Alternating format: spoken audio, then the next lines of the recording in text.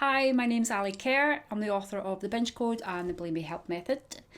So today I want to discuss binge eating, or emotional eating, when in relation to our nervous system.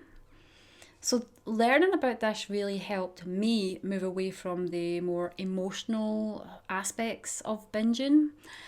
So for many of you who are familiar with the books, you'll be familiar with the physical urges to binge. So this comes from like food restriction or not getting the adequate amount of nutrition. So the body's sending out these more physical urges to binge on food.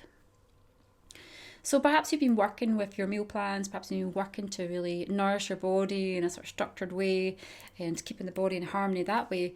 So what happens if you're still being triggered by sort of these more emotional urges to binge are coming around? What happens then? So there's tools we can put in place to help with this, but I think it's really important first and foremost to learn what's happening in your body during the binge urge itself. So that's what we're going to be discussing today. I'm going to be discussing what's going on in the body during the binge urge, and then how we can then apply different things or different ways of during that time to really help. And this can help us move away from binge eating, and it can help us even move away from the binge itself, and it can help us in many other ways as well. So first of all, let's discuss what happens in the body when we're experiencing a binge urge. So we all know we have the autonomic nervous system. We've got the sympathetic part of that, and we've got the parasympathetic part of that. So the sympathetic part of the nervous system governs our heart and our lungs, and it's kind of it's automatic. So we don't think about our heart beating, or we don't think about our breath. It just kind of happens for us. So the other part of the nervous system is the parasympathetic, and that's like your rest and digest, and it kind of is more your rest and repair part of the nervous system. So we kind of always kind of going between these both these sort of states of being in our nervous system. The body's moving between them. So the sympathetic nervous system also has we've heard of the fight or flight. So when that's activated, this is a sympathetic nervous system sort of on full alert. And things mobilize into action when we are with a perceived threat or a real threat. The body mobilizes into action. It's evolved over thousands of millions of years, and this part of the nervous system to fight or flee the threat. So, okay, let's just discuss what happens. So the heart beats a little bit faster, so blood's pumped into our arms and legs, so we can do what the body wants to do in that moment, fight or flee or freeze. That's another part of the nervous system as well. The lungs. There's changes that happen there, so your breathing increases, and also your eyes can dilate, pupils dilate, and so you can see more, and your ears prick up so you can hear better.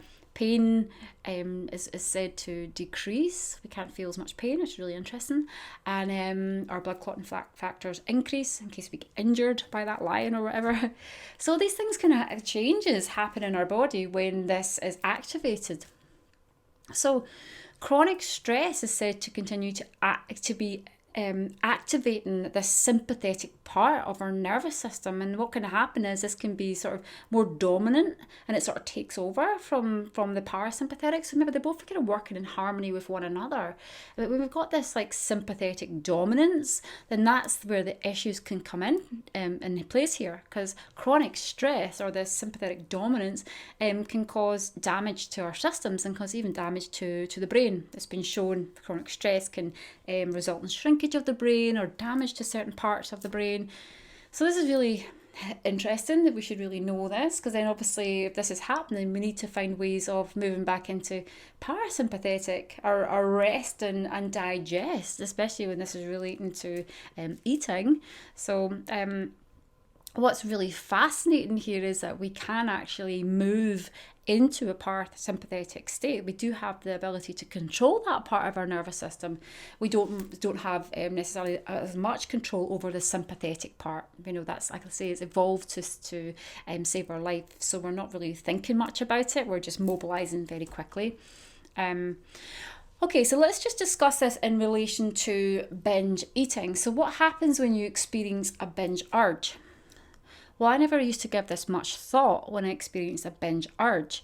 Many things used to happen to me personally. So when I experienced the binge urge, I would find that my heart's racing. I would find that my breathing has quickened. I would find I was feeling agitated and irritated and foggy headed. I was fuzzy. I couldn't really think straight. I didn't really know what to do. I didn't really want to particularly binge.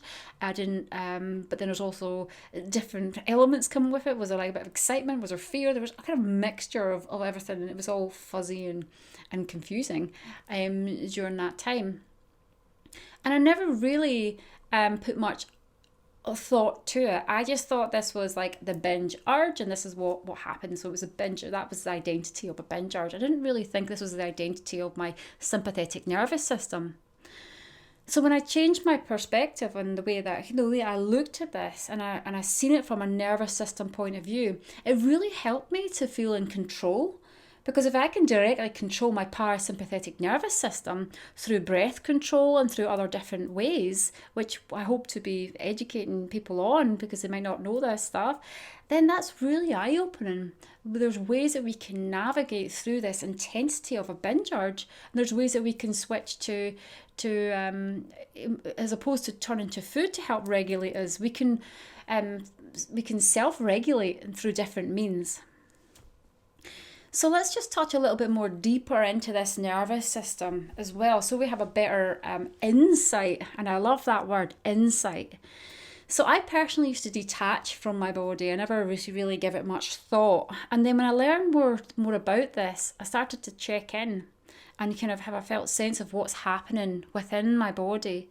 I learned my body's got a different type of intelligence that's away from my mind actually, and that I learned how to sort of check in with it at different times. And this gave me a lot of awareness. So this is called interoception. This is called interoceptive awareness. This felt sense of what's going on in the body. And a lot of this is directly related to something that we've got called the vagus nerve.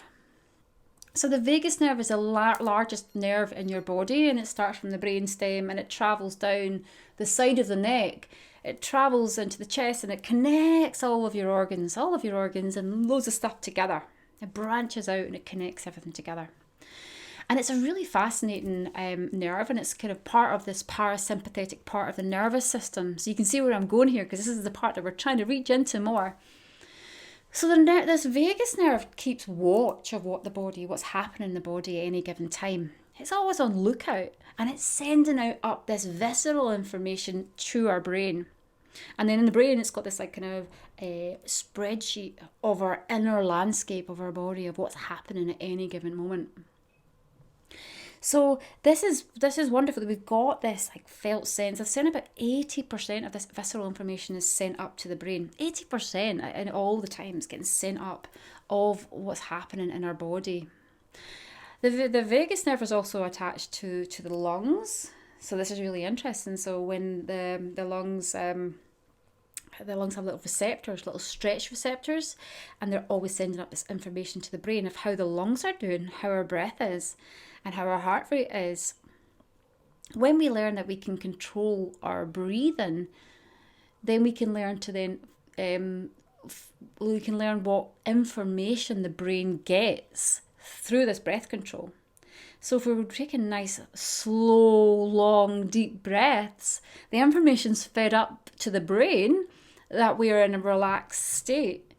So there's tools that we can do to self-regulate.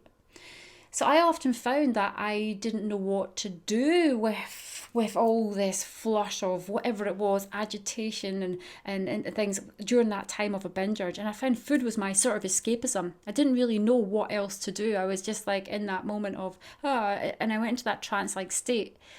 And I believe I went into that trance-like state because when the nervous system is activated and sympathetic, and we're in this fight or flight response, the sort of logical part of our brain, which is governed by the prefrontal cortex, it sort of checks out. It's disabled at that time, and that's sort of done for a reason, because we don't want to be sort of having a mathematical equation when we're getting approached by that drooling lion that's about to eat us. it's just designed to be primitive and to work on instincts. We flee. Yeah. So this is still there. This part of the nervous system is still there, still happens. So this part checks out. We can't really think. So a lot of people, they say to me, Ali, you've given me tools what to do, but I forgot. In the moment I was like, oh, I couldn't remember. And that's probably why. That's why, because this part's checked out. The amygdala takes over the alarm part of the brain, the fight or flight part of the brain. It's also governed our emotions in there as well. That's taken over, so we can feel like emotional, we've outbursts, everything sort of feels like chaotic in that moment of time. So when we understand our whole being, our whole nervous systems, our brain, we've got this interoceptive awareness. We can then learn how to self-regulate. We can learn tools to deal with this, to deal with our nervous systems. So I hope you find this interesting. So in my next videos, I'm going to be going over these tools more in detail of what we can do in the moment, how we can rest in that space between your urge and your reaction to the urge. And that's, paying attention to our nervous system and then finding ways to navigate back into sort of this parasympathetic state, or give the body this sort of sensory feedback perhaps it's looking for when it is in sympathetic state. This can help to just make us feel a little bit better, and then we have a little bit more acceptance during that state when we're in sympathetic and the urge to binge is there. So there's lots of different things that we can do, and I hope to be kind of going over this kind of hacking the nervous system, hacking our vagus nerve, and hacking the brain. There is things that we can do. I hope you found this video useful today, and I look forward to connecting soon. You take care.